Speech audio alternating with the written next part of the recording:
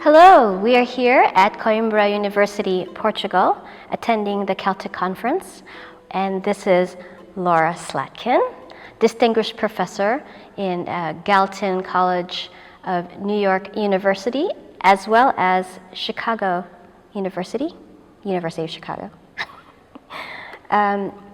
Laura, thank you very much for being with us here today. Well, it's a pleasure, and I'm so much looking forward to hearing you tomorrow. So. I have been a big fan of your book, Power of Thetis, as so many of us here are. I mean, really, so many of us were just so excited that you would be a speaker here. Well, that's so kind of you, and I'm thrilled that you're interested in it. Can you tell us about your work that you're working on now, or about Power of Thetis itself? Well, I mean, this has been hugely interesting because I haven't actually been working on Thetis in a long time, and this has sort of brought me back to it and really, enlarged the scope of the, possibilities of understanding the whole history of Thetis in, across languages and across media and so forth, including what some of our colleagues are going to talk about, namely Thetis and film and so forth, and then you bringing Thetis up to the present. So this has been, hugely interesting to me, and I can see all kinds of ways in which what I hope to do as a kind of suggestion in various domains about listening, really about horizons of cultural listening, how one could hear what the Iliad was alluding to. It was partly in the face of a lot of readings of the Iliad that wanted, in a way, it was people trying to be nice to Homer and say, well, Homer could invent and he could innovate and so forth. And I was interested, in a way, on the contrary, in what you could hear about of traditional mythological material within the poems and so forth. So all I want to say was that I can see now that what were suggestions on my part, but not fully developed, have now been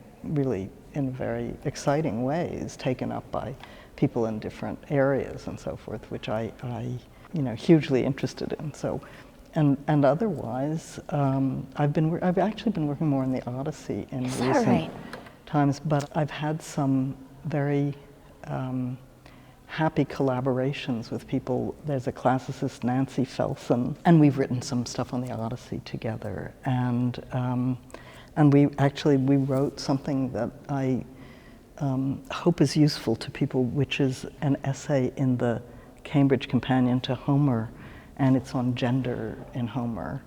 And so I did the Iliad part and she did the Odyssey part, but that was the sort of beginning of our collaboration. Well, definitely after this interview, I'm going to Google and Amazon, all that. Well, I hope it is useful. And then I have been interested a little bit in Homeric reception in British Romantic poetry, and so I collaborated with Maureen McLean at NYU, and we wrote an article on this together in a journal of English studies. So I've been very stimulated by these collaborative efforts. Well, reading your book, Power of Thetis, really led me to Indo-European poetry of West, and then from there, just branching out into different things, transformation of Hera. Yes, that's a wonderful. The making of the Iliad, just book. Different things. And all of Naj's work, really, all of his stuff is so far-reaching, and it's a gold mine, to his Pindar's Homer is a wonderful book, and so forth. So that's been very also. His work has been very inspiring. And otherwise, teaching has been a great stimulus. And I've been teaching in the NYU prison program for the last well, I did it last year and I'll do it again. A prison program? Yeah, What they is have that? a prison education program. And so I also collaboratively I taught some of the Iliad and some of the Odyssey to guys in a medium security prison in upstate New York. This is very interesting because I just interviewed Andy West, who teaches in philosophy in prisons, and he's in UK. He's in London. Yes, well, this is something I actually talked with when I was in London in December with the folks who are developing that, Emma Mackenzie. They must work together on that project, specifically to bring people teaching philosophy into, and ours is a kind of range of subjects, but it's been, a revelation actually to do this. And Bard College has a big prison education program, and the great Carolyn DeWalt, who was the guru of Herodotus, she was really the person who, in a way, encouraged me to do that because she had been teaching in their prison education program. So. What was your interest in teaching in a prison environment? Well, it was partly to try to, contribute in some way to improving the conditions under which prisoners are incarcerated. Armand Dangour brought up something when I interviewed him the other day as well. He said, for instance, Socrates was not a prisoner. He was a person who was imprisoned for a while. There you are. Yes. There you are.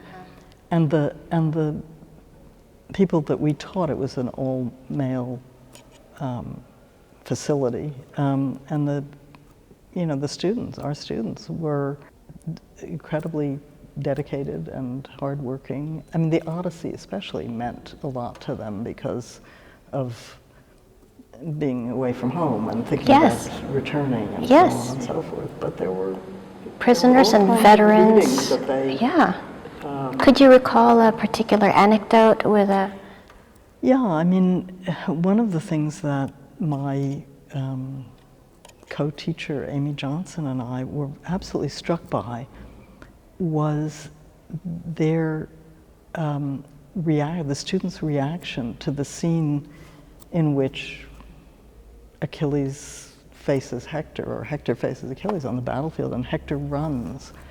And the students burst out laughing when we were reading this.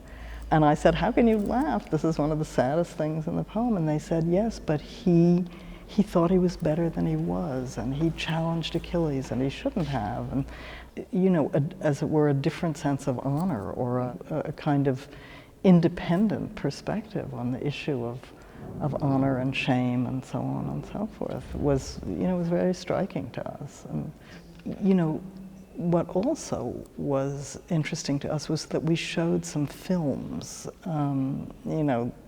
Troy and so forth, and the students were, they were extremely disappointed by things that were left out.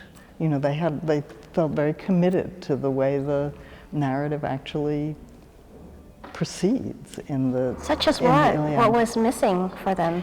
I can't remember now exactly what the scenes were, but I think there's some exchanges between Achilles and Patroclus and so forth, and things that were somehow revised. They felt Menelaus was given too big a role and so on and so forth. So they had a kind of sense of, fidelity to Homer's narrative. Did any of them comment on the depiction of Helen?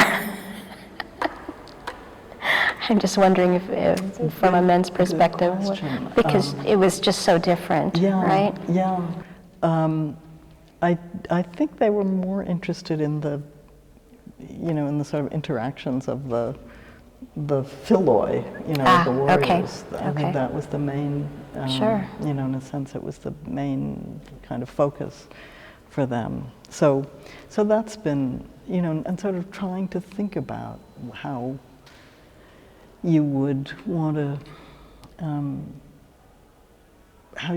present certain, elements of these these narratives in that context, and we're going to actually teach some tragedy there in the fall, Antigone among other things. So it's been a kind of kind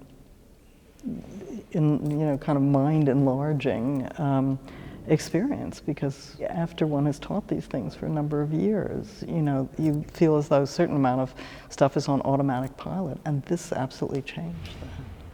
So, I mean, how is it with you, with my teenagers? With your teenagers, yeah, because in some ways it's sort of bringing stuff to people for the first time. So different, let me tell you, from teaching undergrads, right? Because as a graduate student, I taught undergrads mythology and so on, and the reception, of course, bringing it not down, but bringing it to teenagers is something else.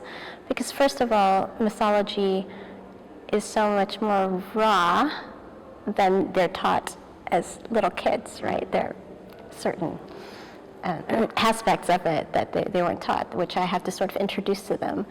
And they really relate at this point in their lives to power structure, and that's why Marvel and DC comics mean so much, and I can really connect that. What are the strengths of these gods and goddesses? What kind of things would you do if you had those powers? Yeah, terrific. And most of them, surprisingly, always talk about the abuse of power. Instead, maybe I'm thinking, oh, would you run off and become this? I thought the conversation would be that. But actually, it never is. It's always how the gods and goddesses seem to abuse the humans and mistreat them. And do you think that that's a kind of, is it a kind of ethical perspective, or is it a political perspective, or some maybe a little bit of both? Yeah. At this point in their lives, they're starting to think about one would think, power and politics, and social structures. Yes. And then love. What is the meaning of love? Right. Can a god truly fall in love with a human, or is it because of the power difference? Yeah. Is there already a huge disadvantage? Or if it's a female goddess, is it ever fair? So Odyssey comes up immediately. Yeah. What interested you in Thetis? Oh my gosh, well, I love the sea. The beach is an intrinsic part of me. I go to Hawaii twice a year, and all I do for days and days is just swim in the sea, me and my son. He's 12 now. But I live in California, where there's a beautiful beach there. And ever since I was little, even back in the Philippines, we would go to the beach. And the beach, the sea going in, it's always so soothing, calming, and there's life under the sea. And the mermaids, all those thoughts go in. And because music means so much to me, that the sirens call. Yes. And I have to come up with one story for it, because there's so many, right? So when I'm writing a song, I have to commit myself to one story of it. So for Siren's Call, I committed myself to the Ovid. Right, Siren's Call, that's right. Right, the Ovid version, where the sirens were originally companions of Proserpina, or Persephone, that version of it. Right, I just had to commit myself to that thought. But Thetis connects with so many different goddesses. Eos, Dawn, as you of course talked about. Kirke in many ways, actually. Yes. I spoke with Madeline Miller about the connection between Thetis and Kirke quite a bit, and that's why I couldn't actually write about Thetis without writing about Kirke at the same time. Terrific. Two different poems, two different songs. My connection with Thetis, and becoming a mother, and so the meanings of that, of teknon, whenever she would say, it was so tender. Even when she said, "Child, I should not have brought you into this world," but within the context of because you're suffering, and stepping back to I love the question the other day in the lecture, how Olympian exactly is she? And I view her as not Olympian. So it was very interesting to me that there's, yes, Hera in fact nurtured Thetis, certainly, but how accepted is she? She seems, outside of it. Surely. Outside but inside in a very interesting sort of way. Yeah. And Achilles, therefore, is of interest. And the other thing is, Joan O'Brien in the Transformations of Hera book, Which I loved. which is terrific, and she talks about the image of Hera nursing Thetis, the idea that, in a sense, Hera's anger, or as Greg Nage says, her gall, is imbibed by Thetis. The bile, and then right. Exactly, and then imbibed by Somehow Achilles. suckled it. So that, there's that transmission. So how I got interested in Thetis, really, it's that I was interested in Homeric poetics, and Thetis. It was really this question about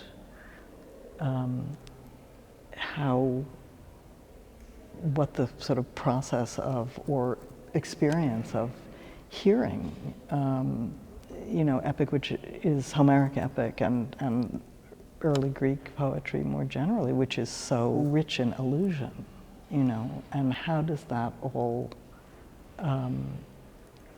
have meaning for an audience? And in a certain sense, the kind of thing that Gary was doing now, I think, Gary Voss talking about Callimachus, or Peter Heslin is going to talk about Virgil and their reception of Thetis and her mythology and so on. And you see the Romans were these incredibly tuned in, sophisticated also listeners, so they know how to bring all of this, this kind of, these elusive, what would say, sort of resonances, into their poetry. So they were really the great readers. So we're trying to learn how to read the way the Romans read, in a way. But that was it. It really was a kind of project in understanding Homeric poetics a little bit. Resonance is I think I want to talk about that. Just how much are we really? How much is fanfic?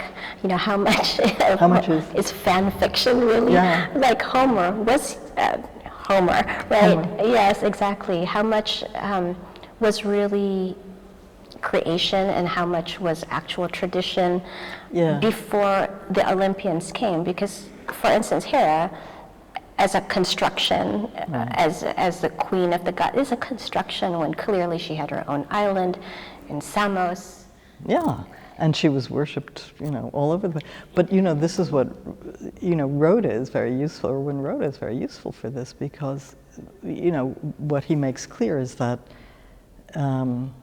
the gods who were elevated to Olympian status were the ones whose worship was most, whose cult worship was most widespread, and so they got elevated, whereas... They had to form one in order to construct one nation, one identity. Yes. You had to take the most popular ones and put it together. Right, and so they were a family, Right. I mean, contentious family, but they were a family. But this is why, in Hesiod, you get rivers who have, very elevated titles. They're megatheos and so forth. And it's true in the Iliad too.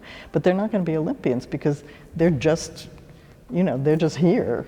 Their worship isn't widespread. So you can have, very powerful divinities, but they're local.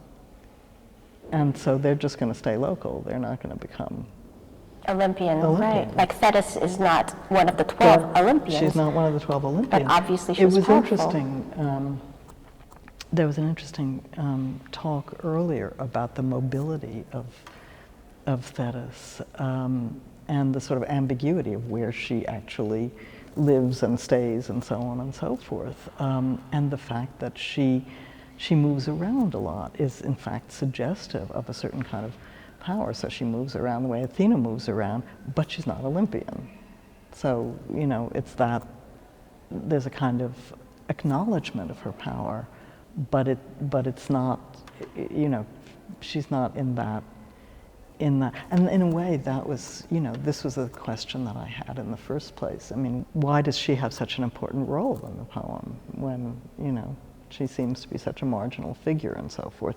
Or, you know, to put it the other way, you know, why does the Iliad take as its hero, son of Thetis, you know, sort of, so. And I can't get away from Tithemi. Yes, 100%.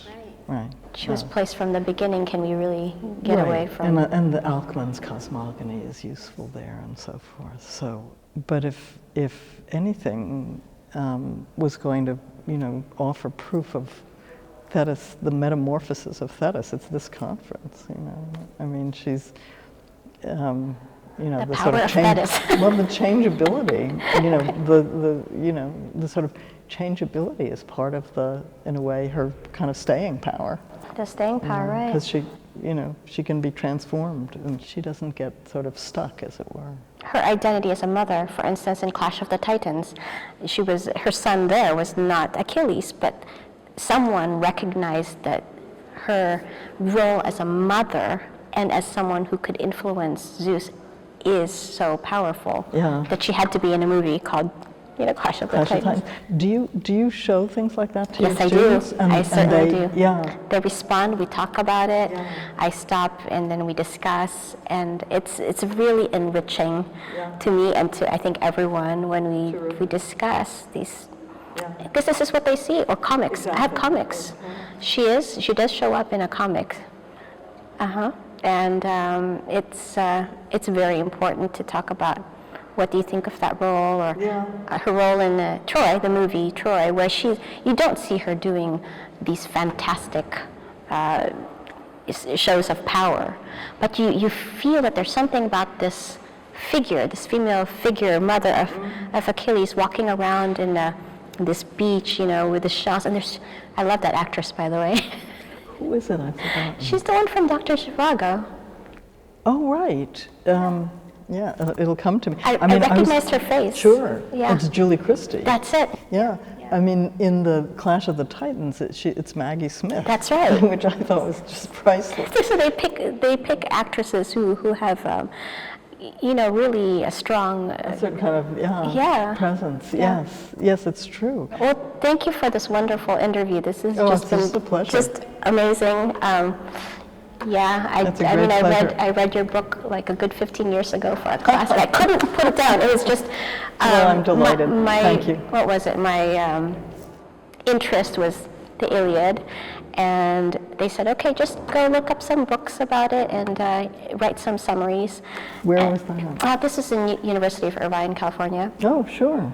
And so, you know, I did. I just looked up stuff, and then the two that really stood out was Transformation of Hera and Power of Thetis.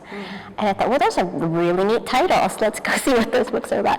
And after reading your book, I just couldn't put it down. And then it really led me to so many, just so much out there. And you know, I can't tell you how it feels to be in front of you now and talking about this.